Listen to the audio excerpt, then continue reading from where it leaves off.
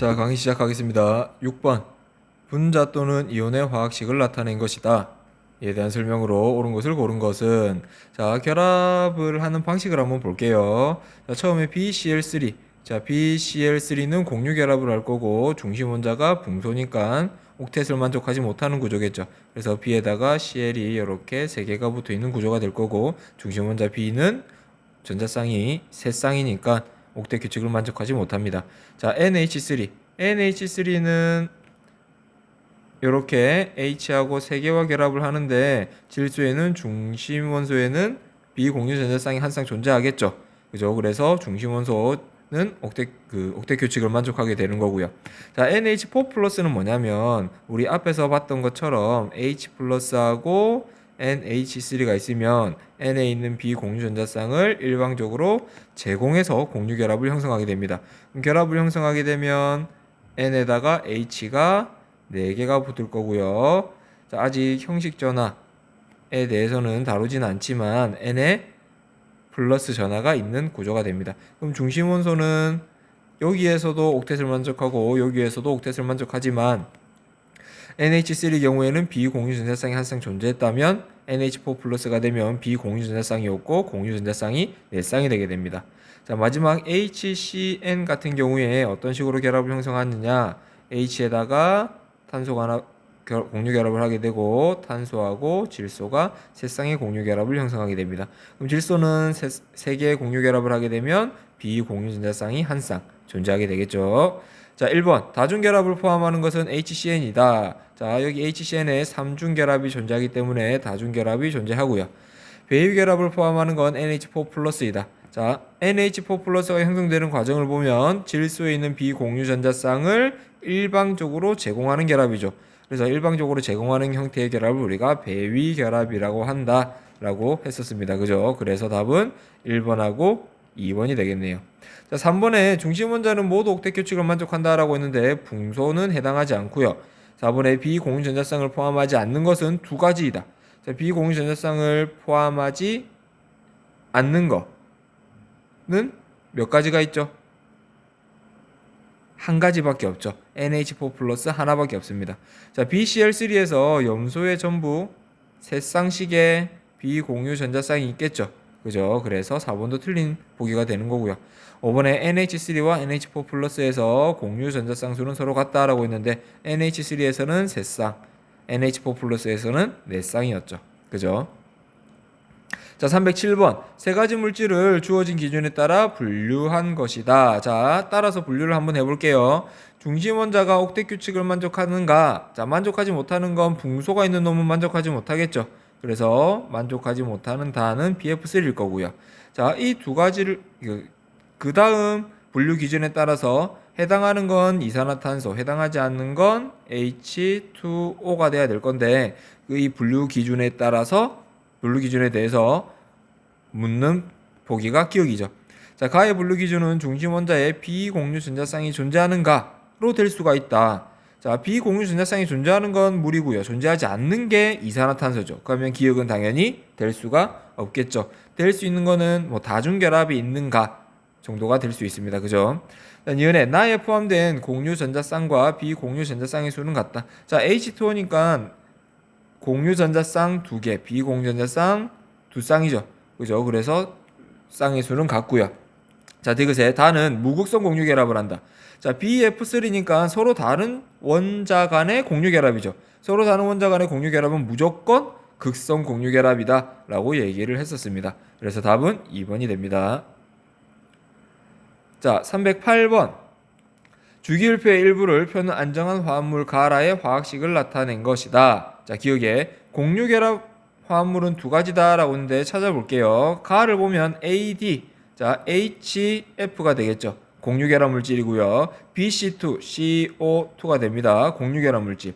A2C, H2O 공유 결합 물질이고요. ED 숨겨놨는데 우리는 바로 찾을 수가 있죠. 그죠? E 하나하고 D 2개가 결합하겠죠. 그죠? E 하나하고 D 2개. MgF2가 됩니다. 자, 기억에 공유 결합 물질 2가지 아니고 3가지가 되겠죠. 그죠? 니은에 나에서 B의 원자과 전자는 모두 공유결합에 참여한다. 그죠? 모두 공유결합에 참여한다라는 소리가 곧 비공유 전자쌍이 없다라는 소리가 되겠죠. 그죠? 그래서 맞는 보기가 되겠고요. 라에서 x는 y보다 크다라고 했는데 x는 값이 1이고요. y는 값이 2죠. 당연히 2가 더 큽니다. 그죠? 그래서 답은 2번이 됩니다. 자, 이제 실력 향상 문제, 난이도 상 문제를 한번 풀어보도록 하겠습니다. 자, 309번 물의 전기분해 실험을 나타낸 것으로 A와 B에 포집된 기체의 부피 B는 2대 1이다. 자, 우리 물의 전기분해 실험 많이 봤었어요. 그죠? 최종적으로 화학 반응식이 2H2O가 H2, 두 개의 H2하고 O2로 나눠진다라고 얘기를 했었죠. 그래서 많이 생성되는 놈이 H2, 적게 생성되는 놈이 O2. 그래서 A와 B에 포집된 기체 부피가 2대 1이니까 A에는 H2O, B에는 O2가 발생했다라고 알 수가 있겠네요. 그죠?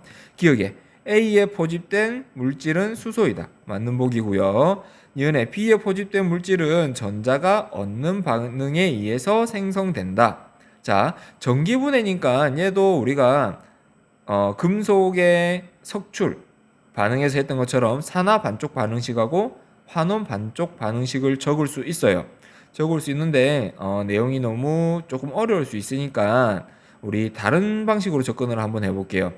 우리 금속이 석출되는 과정을 보면 플러스하고 연결된 쪽, 플러스 전극 쪽에는 항상 무슨 반응이 일어난다고요?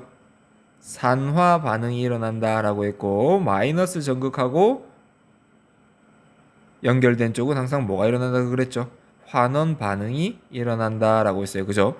그러면 산화 반응이라는 소리는 전자를 잃는 거고요. 환원 반응은 전자를 얻는 반응이죠. 그러면 O2 같은 경우에는 플러스 극하고 연결이 되어 있으니까 전자를 잃는 반응이 일어나야 되는 거죠. 그죠? 그래서 니은은 틀린 보기가 됩니다.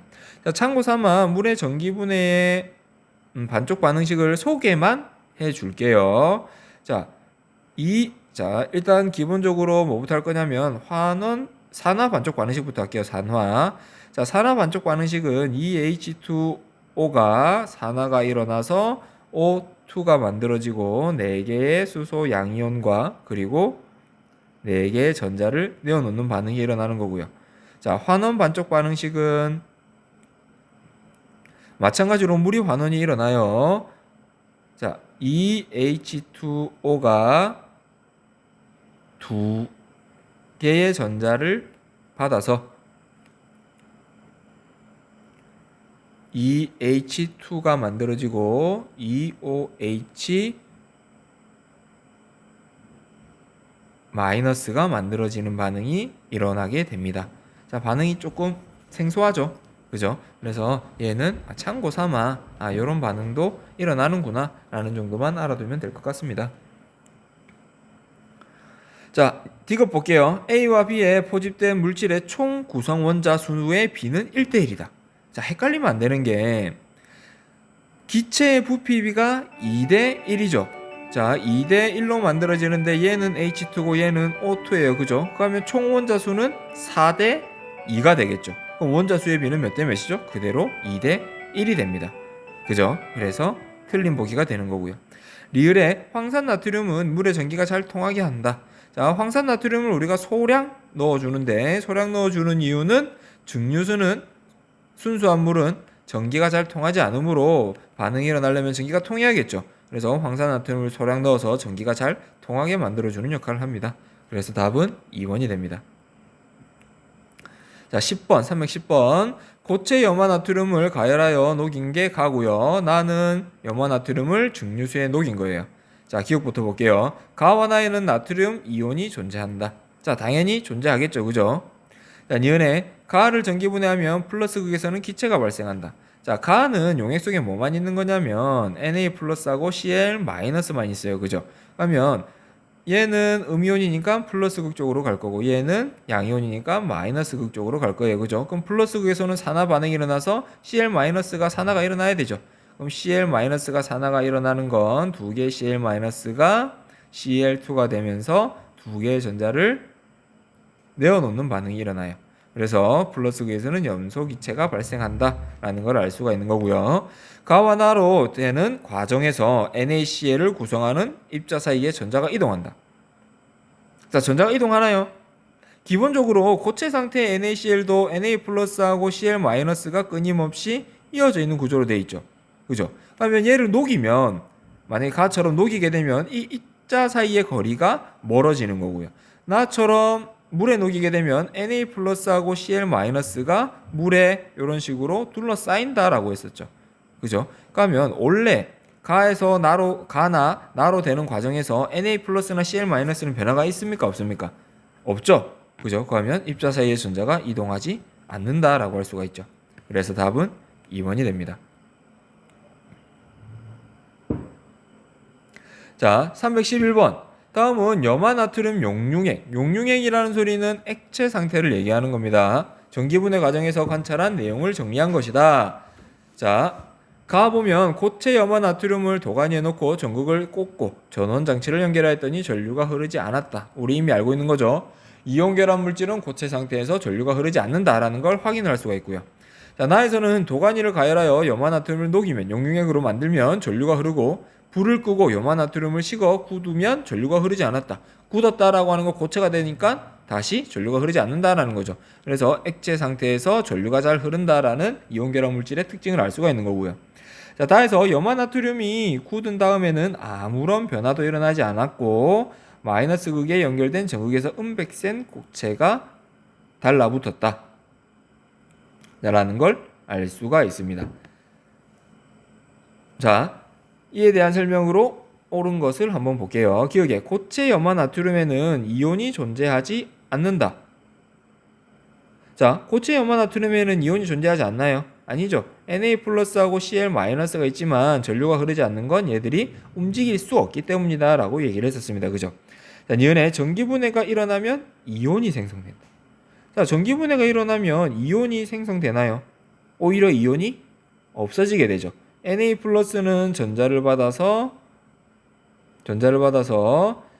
나트륨 금속이 될 거고요. Cl-는 전자를 내어 놓아서 Cl2가 되겠죠. 그죠? 오히려 전기분해가 일어나면 이온이 없어진다라고 할 수가 있습니다. 자, 디귿에 마이너스 극에서는 전자를 얻는 반응이 일어난다. 자, 무슨 말이냐면 나에서 전류가 흘렀죠. 전류가 흘렀다라는 소리는 전기분해가 일어났다라는 소리예요. 그죠? 그럼 전기분해가 일어나서 다에서 음백색 고체가 달라붙었는데 이 음백색 고체는 뭐가 되는 거죠? Na 금속이 되는 거죠. 그죠? 그래서 마이너스 극에서 나트륨이 전자를 얻어서 나트륨으로 되는 반응이 일어났구나 라는 걸 알 수가 있습니다. 자, 그래서 오늘 수업은 여기까지 하도록 하겠습니다. 고생하셨습니다.